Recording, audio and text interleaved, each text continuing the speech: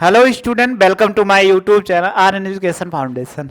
हम आपको पढ़ा रहे थे ऋजुरेखीय पथ पर गति, जिसमें आपने 2 लेक्चर अच्छे से पढ़ चुका है। आइए तीसरा लेक्चर पढ़ते हैं।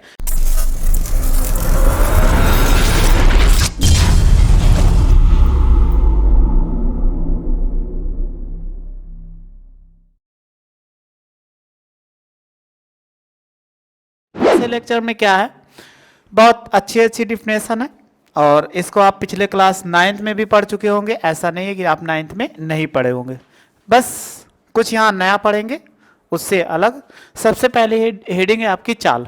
तो चाल किसे कहते हैं, हमने पिछले लेक्चर में पढ़ा था विस्थापन, दूरी पढ़ा था, तो विस्थापन अंतर भी पढ़ा था।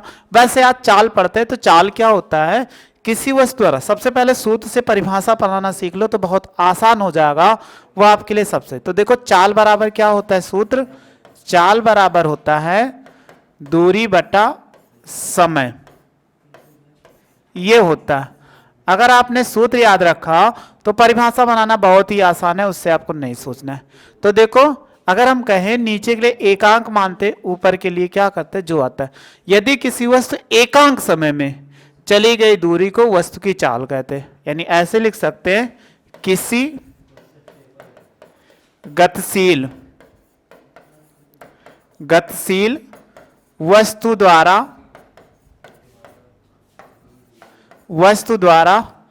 एकांक समय में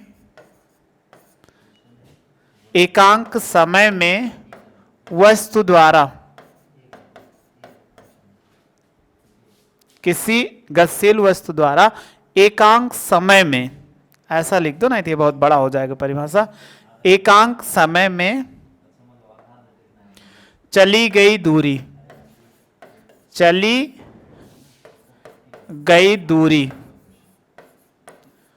को, दूरी को वस्तु की चाल कहते हैं, वस्तु की चाल कहते हैं। आप समझ चुके होंगे कि वस्तु की चाल किसे कहते हैं।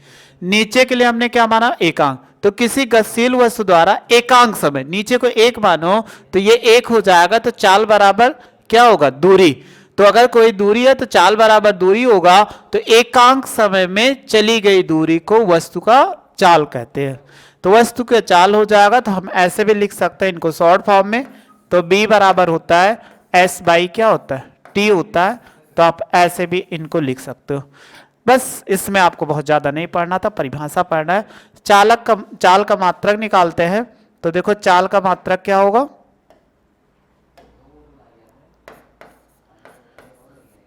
चाल का मात्रक, अगर इसका मात्रक निकालते हैं तो आप देखो क्या है, ऊपर एस है तो ये हो जाएगा दूरी का मात्रक, और बटे क्या होगा, नीचे क्या है, समय है, तो इसको लिख सकते हैं समय का मात्रक। समय का मात्रक, जब समय का मात्रक ले लेंगे तो चाल का मात्रक क्या आ जाएगा, देखो चाल का मात्रक क्या होता, ये दूरी का मात्रक मीटर होता है और समय का मात्रक क्या होता है, सेकंड होता है। तो हम लिख सकते हैं क्या, मीटर प्रति सेकंड। यानी इसका मात्रक जो होगा मीटर प्रति सेकंड लिखा जा सकता है, या ऐसे लिख सकते हैं कि मीटर,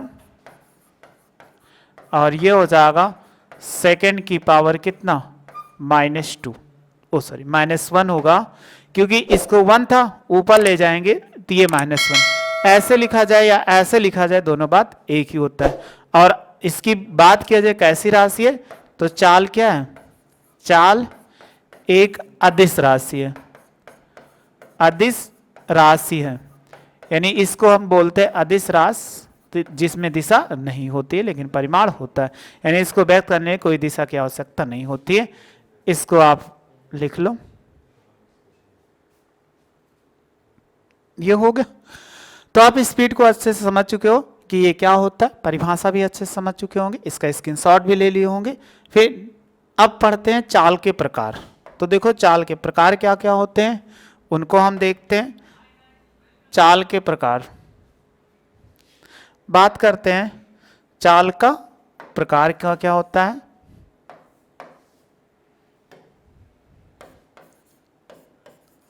चाल के प्रकार। तो ये चाल कितनी प्रकार की होती है उसको देखते हैं। तो पहला जो है एक समान चाल। तो आप पीछे पढ़े थे एक समान गति, याद होगा आपको, पिछले लेक्चर में आपने देखा भी होगा। तो एक समान चाल कहते हैं, किसे कहते हैं, सेम वे। देखो, किसी गतिशील वस्तु द्वारा, किसी गतिशील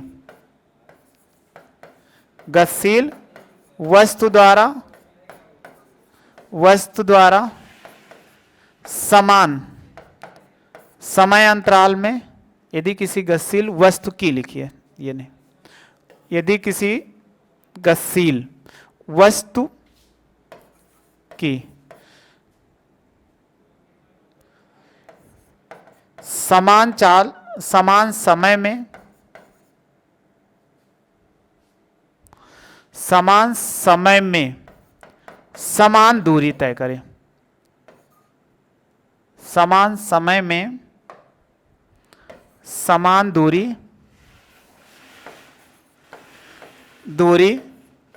तय करती है तो वस्तु की चाल को एक समान चाल कहते हैं, एक समान चाल कहते हैं। यानी कह रहा है कि यदि आप पीछे पढ़े थे, यदि कोई गतिशील वस्तु समान समय अंतराल में, समान समय में, तो या ऐसे बोल सकते हैं समान समय अंतराल में समान दूरियां तय करती है, तो समान समय अंतराल में समान दूरी तय करती है तो वस्तु की चाल क्या एक समान हो जाएगा। तो समान समय अंतराल लिख दो, ज्यादा सही बैठेगा, समान समय अंतराल।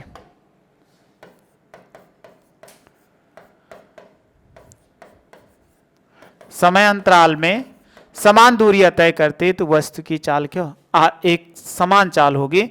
पिछले दिन हमने आपको बताया था डायग्राम से, वही डायग्राम हम फिर से ले लेते हैं ताकि बहुत अच्छे से आप समझ सको। हमने कोई ऐसे ले लिया एक रेखा, जिस पे अगर इसकी बात करें तो ये 0 हो जाए, ये 1 सेकेंड हो जाए, और यहाँ पर 2 सेकेंड, और ये कितना हो जाए 3 सेकेंड, एस का मतलब सेकेंड है, और ये कितना 4 सेकेंड, और ये कितना 5 सेकेंड हो जाए। अब कोई वस्तु है वैसे 2 सेकेंड 3 4 सेकेंड दी गई, अगर हम कहें एक वस्तु है वो 1 सेकेंड में 10 मीटर दूरी तय करती है, फिर अगर अगले सेकंड में क्या करती है, वो 2 सेकंड तक 20 मीटर दूरी तय कर चुकी थी, अगले सेकंड में हमने कहा कि ये 30 मीटर दूरी है। तो देखो एक एक सेकंड का अंतराल है 10 मीटर, अगले सेकंड अंतराल में कितना 20 मीटर, तो 10 ही मीटर तो चला इसमें ज्यादा, फिर 2 और 3 के सेकंड कितना, आप कहोगे 10 मीटर, तभी तो ये पूरा 30 हुआ। तो समान समय अंतराल में एक एक सेकंड का हमने समय अंतराल लिया, लेकिन दूरी कितना था, इसमें भी 10 मीटर चला, इसमें भी 10 मीटर चला, और इसमें भी क्या 10 मीटर चला। तो वही इसमें कह रहा है यदि कोई वस्तु समान समय अंतराल में समान दूरियां तय करता है तो वस्तु की चाल क्या होगी, एक समान चाल कहलाएगी। आप स्क्रीनशॉट ले लो, ये आपको अच्छे समझ में आ गया। फिर आगे कह रहा असमान चाल, कि असमान चाल क्या होती है, सेम उसी, यानी दूसरा जैसे भी पीछे बनाया वही हमारा इसमें दूसरा हो जाएगा। यदि कोई वस्तु समान समय अंतराल में, समय अंतराल विभिन्न नहीं हुआ, समान समय अंतराल में विभिन्न दूरियां या असमान दूरियां, समान समय अंतराल में असमान दूरी तय करती है तो वस्तु की चाल असमान चाल होगी, तो वस्तु की चाल असमान चाल होगी। आप पीछे इसका गत में पढ़े थे, सेम वही ग्राफ आप ले लीजिए। जब आप ग्राफ ले लेंगे तो ये हो जाएगा, अगर ये 0 हो जाए, यहां पर कितना 1 सेकेंड, फिर ये 2 सेकेंड हो जाए, आगे बात करते हैं, ये 3 सेकेंड ले लिया जाए, और इस पे कितना 4 सेकेंड ले लिया जाए। अब 4 सेकेंड ले लिया गया इसमें, तो देखो कोई वस्तु अगर 1 सेकेंड में ये 15 मीटर दूरी तय कर ली, 1 सेकेंड में, यानी 0 1 के अंतराल में 1 सेकेंड 15 मीटर, फिर आगे हमने देखा, ऐसे देखा 2 सेकंड से 1 और 2 के बीच में ये जाके जो दूरी तय कर ली वो 35 मीटर की, यहां पर 35 मीटर। फिर हमने देखा कि 2 से और 3 के बीच में ये जो वस्तु थी ये जाके 65 मीटर दूरी तय कर ली। अब आप देखो 1 सेकंड में कितना 15 मीटर चला था, 2 और 3 सेकंड के बीच अगर 35 में से 15 घटा दो तो कितना, ये कहोगे 20 मीटर ज्यादा चल दिया, इसमें 15 मीटर। फिर इसके बाद 2 और 3 के सेकंड के बीच में तो 35 पहले चल चुका है, तो ये कितना है 65 है। तो अगर घटाएंगे तो देखो ये कितना चल चुका 30 मीटर। तो देखो यहां पर पीछे वाले में समान था, लेकिन इनमें क्या कहीं 15 चल रहा है, कहीं 20 चल रहा है, कहीं 1 सेकंड में 30 मीटर दूरी तय कर लिया, तो इनकी दूरियां क्या असमान थी। यही कह रहा है समान समय अंतराल, मतलब 1-1 सेकंड का अंतर लिया, लेकिन इनकी दूरियां 15 सेकंड 15 मीटर, 20 मीटर और 30 मीटर, तो दूरियां क्या असमान है। तो इस प्रकार की चाल को हम क्या बोलते हैं, असमान चाल। तो आपको समझ में आ चुका होगा, इसकी स्क्रीनशॉट ले लो। फिर अब हम पढ़ते हैं औसत चाल। तो औसत चाल कब आता है, जब कभी आप किसी भीड़ से गुजर रहे हो, आप जाते हो किसी रोड पर, हाईवे पर, तो एक स्पीड से जाते हो, जैसे जा रहे हो वो स्पीड में, उसमें आप एक निश्चित स्पीड से चले जाते हो, एक समान और असमान। जब हम औसत चाल कब निकालते हैं कि कहीं भीड़ में कहीं जा रहे हैं, थोड़ा सा स्पीड बढ़ाए, फिर भीड़ बढ़ गई तो स्पीड आपको कम करना पड़ेगा, फिर आप थोड़ा दूर जाओगे, फिर भीड़ आपको मिल जाए, तो ऐसे आपका वेग क्या होता है, धीरे धीरे घटता और बढ़ता रहता है। तो उसमें हम किसी वस्तु का औसत चाल निकालते हैं। तो औसत चाल बराबर क्या होता है, सूत्र समझ लो और परिभाषा आप खुद ही बना सकते हो। औसत चाल, औसत चाल या माध्य चाल बोलते हैं। तो इसके द्वारा कुल दूरी और बटे होता है कुल समय, कुल समय। अगर हम परिभाषा की बात करें, किसी वस्तु द्वारा तय की गई कुल दूरी, किसी वस्तु द्वारा तय की गई कुल दूरी तथा कुल समय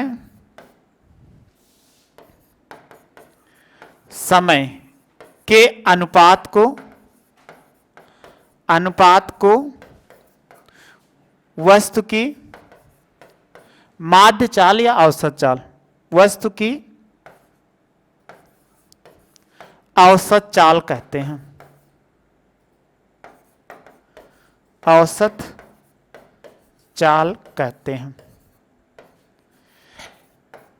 यानी कोई वस्तु तो कुल समय यानी कुछ दूरी चल रही तो उसको कुल दूरी और बटे कुल समय के अनुपात को वस्तु की औसत चाल कहते हैं। तब इनको लिख सकते हैं ऐसे, बी बार बराबर, अगर बी बार लिख दिया जाए तो बी बार बराबर ये हो जाएगा डेल्टा एस और बटे कितना डेल्टा टी, यानी त्रिभुज की तरह बन जाए। तो जब त्रिभुज की तरह बना दिया जाए तो ये क्या हो जाएगा आपका डेल्टा, तो डेल्टा एस बटे डेल्टा टी किसी वस्तु द्वारा तय की गई कुल दूरी बटे कुल समय अंतराल यानी कुल समय होगा, इन्हीं के अनुपात को औसत चाल कहते हैं। बस इसमें इतना ही पढ़ना था, इससे ज्यादा नहीं पढ़ना था। आगे फिर पढ़ते हैं तात्क्षणिक चाल या इसको तात्कालिक बोलते हैं, एक नाम से और जानते हैं तात्कालिक। तो आपको तात्क्षणिक कहा जाए या तात्कालिक,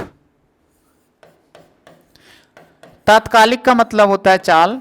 अगर हम बात करें कोई काम आपके लिए हमने कहा करने के लिए वो तत्काल करो, मतलब क्षण, किसी विशेष क्षण पर, यानी हमने कहा वो आपको काम तुरंत कर दे। जैसे हम मौखिक क्वेश्चन अगर आप क्लास में पूछे तो आप तुरंत उसका आंसर देते हो, लेकिन लिखित क्वेश्चन पूछेंगे तो उसका आंसर क्या आएगा, यानी दीर्घ उत्तरीय क्वेश्चन पूछेंगे, कुछ समय बाद उसको आपको लिखने में टाइम लगेगा, लेकिन मौखिक क्वेश्चन आप तत्काल देते हो। तत्कालिक मतलब कि समय अंतराल क्या बहुत ही सूक्ष्म हो।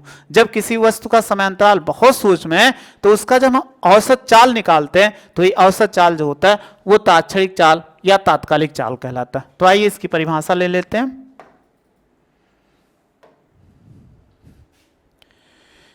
किसी परिभाषा बहुत प्रकार, किसी विशेष या किसी क्षण लिख देते हैं, किसी क्षण delta T tends to zero, मतलब delta T tends to zero, delta T यानी समय का मान जीरो की ओर अग्रसर हो बट जीरो ना हो, यानी जीरो के अति समीप हो अर्थात अनंत सूक्ष्म हो, तो कह रहा है यानी किसी क्षण डेल्टा टेंड्स टू 0 के लिए वस्तु की औसत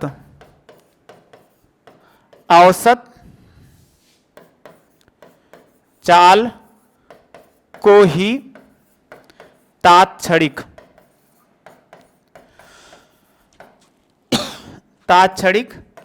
चाल कहते हैं। अब आपको समझ में आ चुका होगा। अब आपसे पूछें कि तात्क्षणिक चाल किसे कहते हैं, तो अनंत सूक्ष्म समय अंतराल के लिए किसी वस्तु के औसत चाल को ही हम क्या बोलते हैं, तात्क्षणिक चाल कहते हैं। तो अर्थात डेल्टा टी टेंड्स टू 0 के लिए वस्तु के औसत चाल को, तभी आपने पढ़ा था औसत चाल। तो तात्क्षणिक चाल हम b बराबर लिख सकते हैं। तो इनके लिए लिमिट लगा देते हैं, limit delta T tends to 0 ये इतना हो जाएगा, और लिख सकते हैं delta s by delta T हो जाएगा।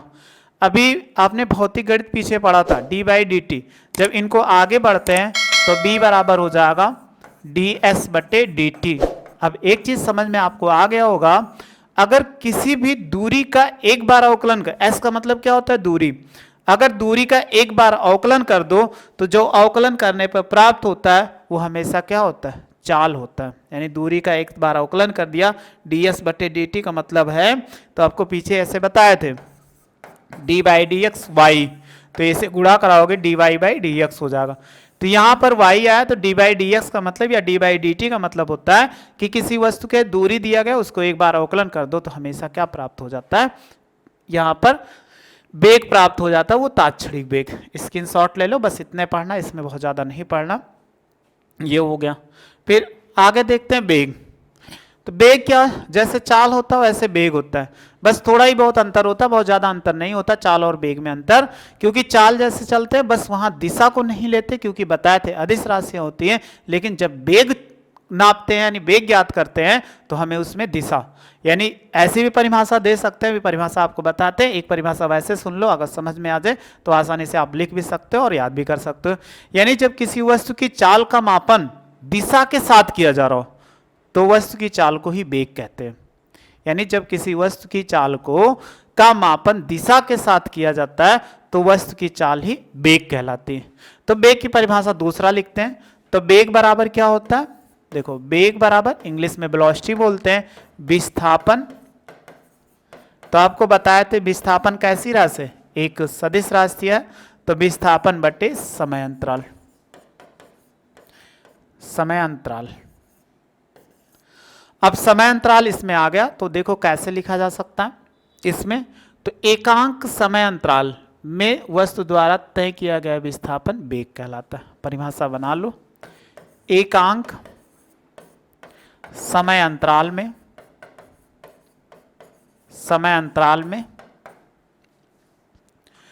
वस्तु द्वारा तय किया गया विस्थापन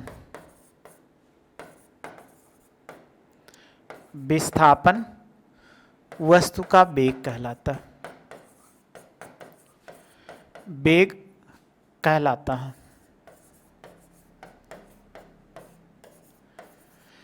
अब वेग क्या होती है, एक सदिश राशियां होती है। वेग क्या है, वेग एक सदिश राशि है, सदिश राशि है।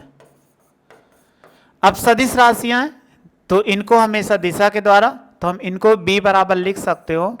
विस्थापन क्या हो सकता है, किसी वस्तु का विस्थापन जो हो तो हम मान सकते हैं कि s1 minus s2 s2 minus s1 s1 s2 minus s1 और बटे कितना हो जाएगा t2 माइनस t1 हो जाएगा। तो ये दिशा होता है, ये भी दिशा होगा, ये दिशा होगा, लेकिन समय में क्या होती है, दिशा नहीं होती है। तो इसलिए हम लिख सकते हैं b बराबर डेल्टा s बटे कितना हो जाएगा डेल्टा t हो जाएगा। ऐसे इसको लिख सकते हो यहाँ पर, या s1 s2 बटे डेल्टा, चलो ऐसे भी लिख दिया, कोई दिक्कत नहीं है। इसका आप स्क्रीनशॉट ले लो। मात्रक अगर बात करते हैं तो मात्रक भी लिख देते हैं। अगर वेग का मात्रक ज्ञात करते हैं तो कितना हो जाएगा, वेग का मात्रक तो आप जानते हो आसानी से, विस्थापन का मात्रक मीटर होता है, समय का मात्रक सेकंड, इसलिए लिख सकते हैं मीटर और प्रति सेकंड। बीमा की बात करें तो बीमा भी आप लिख सकते हो। अगर बीमा निकाले बेग का, बेग की बीमा, एल का मतलब क्या होता है लंबाई, मीटर का मतलब एल हो जाएगा, और टी बटे में ऊपर ले जाओ सेकंड, तो एल टी -1। आपको पहले बीमा के लेक्चर में आपको बताए थे, याद भी होगा, बस वैसे ही जानकारी के लिए आपको बता दी। स्क्रीनशॉट ले लो। अब ये हो चुका एक समान वेग, तो जैसे अभी पढ़ रहे थे वैसे लिखते चले जाओ कि किसी गतिशील वस्तु द्वारा समान समय अंतराल में किसी, यदि कोई वस्तु, ऐसे लिख दो जैसे बना रहे वैसे लिखे, यदि कोई वस्तु, यदि कोई वस्तु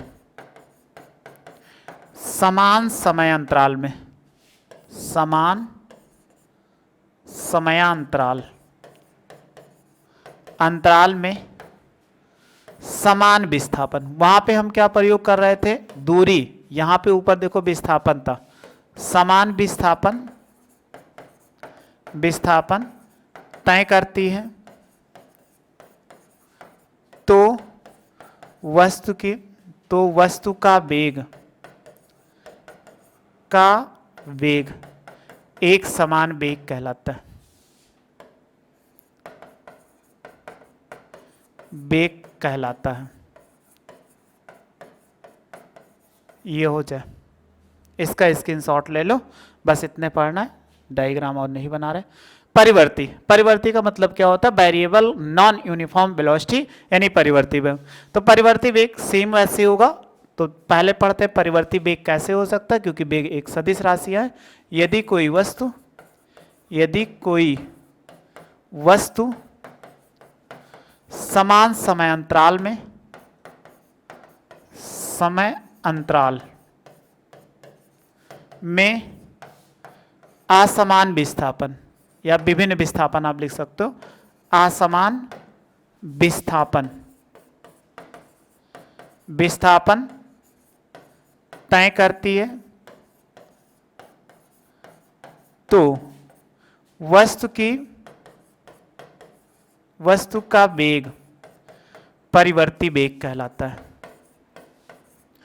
परिवर्ती वेग कहलाता है, या वेग कहते हैं। अब आपसे पूछें परिवर्ती वेग कितने प्रकार से बदल सकता है, तो परिवर्ती वेग हो वो कितने प्रकार से बदल सकता है। सबसे पहले कि इनका कंडीशन होता है, परिवर्ती वेग बदलने का कारण होता है, यानी किस प्रकार बदलता है।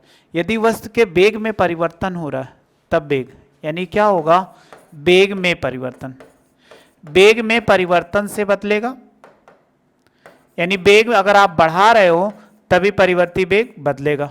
दूसरा, क्योंकि एक दिशा है तो ये दिशा के परिवर्तन, दिशा में परिवर्तन से भी बदलता है। अगर किसी वस्तु के परिवर्ती वेग है, आप वेग एक समान से चलो, लेकिन क्या कर दो, दिशा बदल दो, तो तुरंत क्या हो, वेग में परिवर्तन हो जाएगा। अब अगला है इसी में तीसरा, वेग, और वेग मैंने वेग का परिमाण, ऐसे एक लिख दो ज्यादा सही होगा, वेग का परिमाण, परिमाण में परिवर्तन, यानी उसके वेग के परिमाण में परिवर्तन, वेग के परिमाण व दिशा दोनों में, दिशा दोनों में आप परिवर्तन करोगे तो भी क्या होगा, किसी वस्तु के परिवर्ती वेग उत्पन्न हो। यानी परिवर्ती वेग कैसे उत्पन्न हो सकता है, आप चलते चलते कुछ सेकंड चले 1 किलोमीटर, फिर इसके बाद 2-3 किलोमीटर पर बढ़ा दिए, फिर ऐसे आप गए जैसे पूरब की तरफ जा रहे थे उसी वेग से फिर पश्चिम की तरफ मुड़ गए।